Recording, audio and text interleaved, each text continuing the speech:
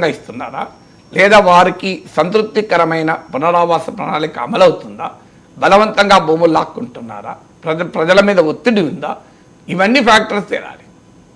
Right sir, నిన్న రాత్రి నుంచి కాంగ్రెస్ సోషల్ మీడియాలో కేటీఆర్ని అరెస్ట్ చేస్తారనే ప్రచారం, కేటీఆర్ అరెస్ట్ అవుతారు కాబట్టి అందరూ బీఆర్ఎస్ శ్రేణులంతా సిద్ధంగా ఉండండి నిరసనలు తెలపడానికి అని చెప్పి బీఆర్ఎస్ సోషల్ మీడియాలో వైరల్ అవుతున్నాయి సార్ ఈ పోస్టులు. సో ఆంధ్రజ్యోతిలో వచ్చిన ఒక కథనాన్ని బేస్ చేసుకుని అడుగుతూ ఉన్నా, లగచర్ల దాడిలో కేటీఆర్ ప్రమేయం ఉందని రిమాండ్ రిపోర్ట్లో మరి అధికారులు పోలీసులు స్పష్టం చేశారట. ఫోన్ ఆడియో రికార్డుల్లో ఎంత ఖర్చైనా ముందుకెళ్లాలని కేటీఆర్ ఆదేశాలు జారీ చేశారు అని చెప్పేసి. కేటీఆర్ ఇంటి దగ్గర రైట్ నౌ హై టెన్షన్ ఉంది సార్. మరి ఏ క్షణానైనా కేటీఆర్ని అరెస్ట్ చేస్తారనే ఒక ప్రచారంతో బీఆర్ఎస్ శ్రేణులంతా అక్కడికి చేరుకున్న పరిస్థితి. అరెస్ట్ చేస్తారు చెయ్యరు అనడానికి నిర్దిష్టమైన సమాచారం నా దగ్గర ఏమీ లేదు. అందులో రిమాండ్ రిపోర్ట్లో ఏముంది అన్నది మనకు రిమాండ్ రిపోర్ట్ అయితే బయటకు వచ్చినట్లేదు, నేనైతే చదవలేదు. రిమాండ్ రిపోర్ట్లో స్పెసిఫిక్గా ఏమని మెన్షన్ చేశారు, రిమాండ్ రిపోర్ట్లో మెన్షన్ చేయడానికి కావాల్సిన ఎవిడెన్స్ ఏముంది. ఇప్పుడు ఎంత ఖర్చు అయినా కానివ్వండి ప్రజలకు అండగా ఉండండి అన్నాడు అనుకో కేటీఆర్, అది నేరం కాదు కదా. సో ప్రజలు తిరుగుబాటు చేస్తున్నారు, మనకు ఎంత ఖర్చైనా కానివ్వండి ప్రజలకు మీరు నాయకత్వం వహించండి అన్నారనుకోండి, దానికి అదేమి కేసుకి ఏమీ ఉపయోగం ఉండదు. లేదు ఎంతన్నా ఖర్చు కానీ అల్లరి కావాల్సిందే, హింస సృష్టించాల్సిందే అన్నాడు అనుకోండి, నేరం అవుతుంది. అది మీకు తెలియదు నాకు తెలియదు ఏమన్నాడని. పోలీసులు ఏమన్నా ఆడియో లీక్ చేశారా, చేయలే కదా.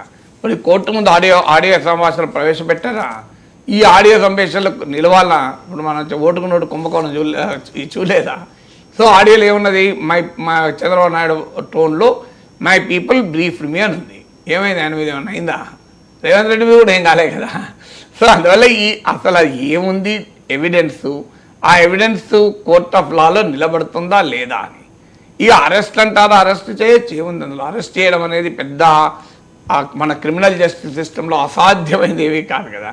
దాంతో ఆయన ఏమన్నా యావజ్జీవ జైలుకి పోతాడా, 4 రోజులు ఉంటారు, 4 రోజుల తర్వాత రిమాండ్లో బెయిల్ వస్తుంది, బయటకు వస్తాడు. 7 years లోపు ఉన్నది అయితే అసలు 41 year నోటీస్ ఇవ్వదు, అరెస్టే చేయరాదు. సో ఈవెన్ 7 years లోపు ఉన్న కేసుల్లో బెయిల్ వస్తుంది, కొన్ని కేసులు అయితే స్టేషన్ బెయిలే వస్తుంది. బెయిల్ కింది కోర్టులో రాకపోతే హైకోర్టులో వస్తుంది, సుప్రీంకోర్టులో వస్తుంది. ఏముంటుంది దాంట్లో.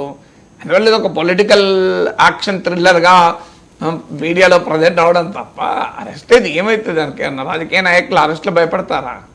సో ఇదేమీ క్రిమినల్ కేసు కాదు కదా.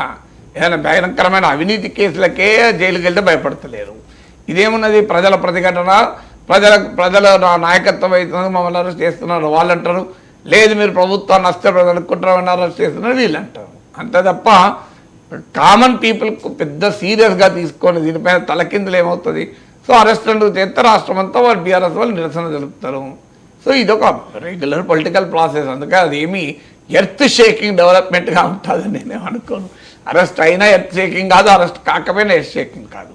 సో అందులో పోలీస్ దగ్గర మరి ఏ ఎవిడెన్స్ ఉంది, ఎవిడెన్స్ ఉన్నంత మాత్రం అరెస్ట్ అయినంత మాత్రాన నేరస్తుడు కాదు కదా. అరెస్ట్ అయితే నేరస్తుడు అనుకుంటే రాంగ్ అది. అదో కొంత వాళ్ళ దగ్గర ప్రైమా ఫేసి ఎవిడెన్స్ ఉందని పోలీసులు నమ్మితే అరెస్ట్ చేసి కోర్టు ముందు ప్రవేశపెడతారు. కోర్టు విచారణ జరుపుతుంది, విచారణ అయ్యేదాకా రిమాండ్కు పంపుతుంది. సో రిమాండ్ ఖైదీగా కొన్ని రోజులు ఉంటారు, ఈ లోపల బెయిల్ పిటిషన్ వేస్తారు. సో బెయిల్ పిటిషన్ మీద వాద ప్రతివాదాలు జరుగుతాయి.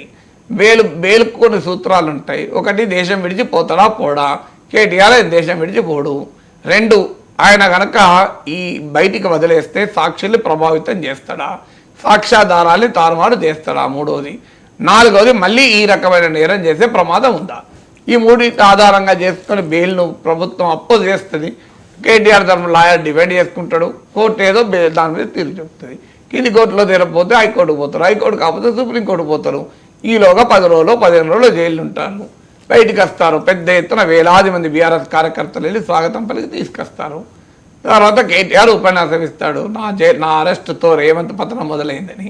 కాంగ్రెస్ పార్టీ వాళ్ళు జైలుకి పోయాడు, ఈయన స్వాతంత్ర పోరాటం చేసి వచ్చాడా, జైలు నుంచి అంతా రావులు చెప్తారని వీళ్ళు కాంగ్రెస్ వాళ్ళు అంటారు. ఇక ఏమైనా ఇలా పాత్రలు మారారు కేటీఆర్, రేవంత్. గతంలో రేవంత్ పోయినప్పుడు జరిగింది అదే చంచల్ కూడా చెప్పుకో. ఆయన బయటకు వచ్చి ఇనప్పుడు వందల మంది పార్టీ కార్యకర్తలు ఆయన అభిమానులు స్వాగతం పలకగా బయటకు వచ్చాడు కదా. బయటకు వచ్చినప్పుడు ఏమన్నాడు, పతనం మొదలైంది కేసీఆర్ అనడం లేదా. సో ఇదంతా పొలిటికల్ ప్రాసెస్లో సహజం. అది ఏమీ దేశం ఏమి భూమి బద్దలు కాదు, ఆకాశం కిందికి రాదు కదా. బహుశా కేటీఆర్లో కూడా భయం లేదేమో సార్. రీసెంట్గా కామెంట్ చేశారు కదా, జైలుకి వెళ్తే యోగా చేసుకుంటా, స్లిమ్గా అవుతా, బయటకు వచ్చి పాదయాత్ర చేస్తాను అని. రాజకీయాల్లో ఉన్న వాళ్ళు, పబ్లిక్ లైఫ్లో ఉన్న వాళ్ళు జైలుకి పోతారని భయపడతారండి? ఎవరు భయపడరు. ఎక్కడ రేవంత్ భయపడాడు, కేటీఆర్ భయపడాడు, నాగేశ్వరే భయపడాడు. ఏమున్నది? నేను ఇప్పటికి 100 సార్లు అరెస్ట్ అయినది నా లైఫ్లో, ఒక్కసారి కాదు, కనీసం ఒక 100 సార్ల పైన అరెస్ట్ కావచ్చు. ఎమ్మెల్సీ ఉన్నప్పుడే 40-50 సార్లు అరెస్ట్ కావచ్చు. ఏమున్నది? ఏదో ప్రజల నిరసనలో పాల్గొంటాం. నిరసనలో పాల్గొన్నప్పుడు నిషేధాజ్ఞలు ఉల్లంఘించారు, 144 సెక్షన్ ఉల్లంఘించారని చెప్పి జీవులు ఎక్కిస్తారు గౌరవప్రదంగా, తీసుకెళ్తారు పోలీస్ స్టేషన్లో, టీ ఇస్తారు. సార్ మధ్యాహ్నం వరకు ఉండాలి సార్, లేదా పని ఉంది అంటే మంచిది సార్ వెళ్ళారు, సంతకం పెడతాం, బయటకు వస్తాం. పోలీస్ స్టేషన్కి వెళ్ళడానికి జైలుకి వెళ్ళడానికి తేడా ఉంది. ఏమన్నది? ఈవెన్ జైలుకి వెళ్ళినా కూడా ఏముంటుందండి? తప్ప నేరం కాదు కదా. స్టూడెంట్గా ఉన్నప్పుడు నేను జైలుకి వెళ్ళాను, విద్యార్థుల సమస్యలు పోరాడి. ఏమున్నది అలా? జైలుకి వెళ్ళినాక ఏమున్నది? జైలుకి వెళ్ళడం మీకు అర్థం కావాల్సింది, కన్విక్టెడ్ క్రిమినల్గా వెళ్ళడం వేరు, అది కూడా ఒక నేరం చేసి వెళ్ళడం వేరు, ప్రజాస్వామిక ప్రక్రియలో ప్రజల సమస్యలపై పోరాడి జైలుకి వెళ్ళడం వేరు, పొలిటికల్ అంశాలపైన జైలుకి వెళ్ళడం వేరు. ఇవన్నీ వేరు, నేరం వేరు. ఇప్పుడు అదే మీకు మర్డర్ చేసి జైలుకి వెళ్ళడం కాదు, అది డిఫరెంట్ కదా. ఇది డిఫరెంట్ కాదు, ఇది పొలిటికల్ ప్రాసెస్లో భాగం.